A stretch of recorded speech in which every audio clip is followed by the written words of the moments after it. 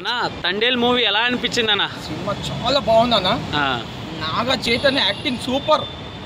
ఒక range cinema ఇది. ఒక మజిలీ, కార్తికేయ 1, కార్తికేయ 2, దీని తర్వాత ఒక బ్లాక్ బస్టర్ సినిమా ఒకటి. డైరెక్టరు నాకు పిచ్చి లేపాడు. సాయి పల్లవి నాగచైతన్య కాంబినేషన్లో ఒకప్పుడు లవ్ స్టోరీ సినిమా వచ్చింది. ఇట్లాంటి సినిమాలు నా లైఫ్లో చూడలే. సినిమా మాత్రం బ్లాక్ బస్టర్, ప్రతి ఒక్కరు వచ్చిన సినిమా ఇది. ఈ సినిమా మాత్రం ఒక బాక్స్ ఆఫీస్ అమ్మ మొగుడు. Naga Chaitanya back again. నాగ చైతన్యకి మంచి హిట్ ఉంది. కంటెంట్ ఉంది. ఈ సినిమాకి దమ్ము ఉంది. మళ్ళా పుష్ప కాదు కదా, అమ్మ మాత్రం ఒక రేంజ్. 1000 కోట్లు కాదు కదా, 2000 కోట్లు అమ్మని తింటారు. అది నాగ చైతన్య క్యారెక్టర్.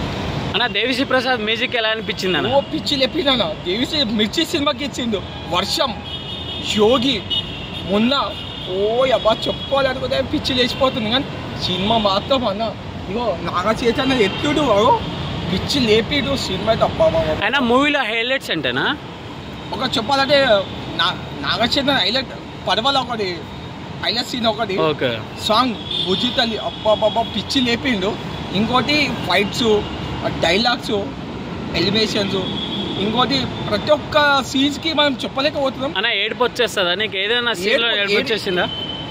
నాకు ఏడుపు వస్తుంది, కానీ ఏడవాలంటే నాకు చూస్తుంటే ఏడ్చావను? ఏడ్చిన, మస్తు ఏడ్చిన, అర్ధగంట ఏడ్చిన. ఇట్లాంటి సినిమా తీయాలంటే ఆయననే, చంద్రమోహన్ ఆయనదే సూపర్. థ్యాంక్ యూ అన్న. మా నిఖిల్ అన్నది బ్లాక్ బాస్టర్ ఇచ్చినావు. ఈరోజు నాగ చైతన్యకి బ్లాక్ బాస్టర్ ఇచ్చినావు. ఆయననే డైరెక్టర్. కార్తికేయ 1, 2 అవును, కార్తికేయ 1, 2 తీసిండు. ఇట్లాంటి సినిమాలు నీకు ఎట్లా వచ్చింది అన్న టాలెంట్?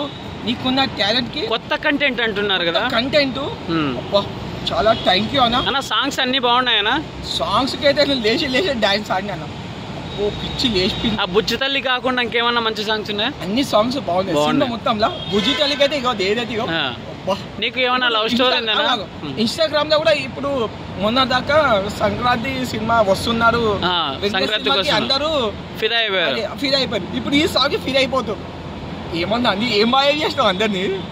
ఏం బాగా చేసి మా నాగ చైతన్య లేకపోతే మజిలియా, కార్తికేయ. కానీ సినిమా వెళ్ళే కదా ఏడిపించేసినావు అన్న. ఐ లవ్ యూ అన్న.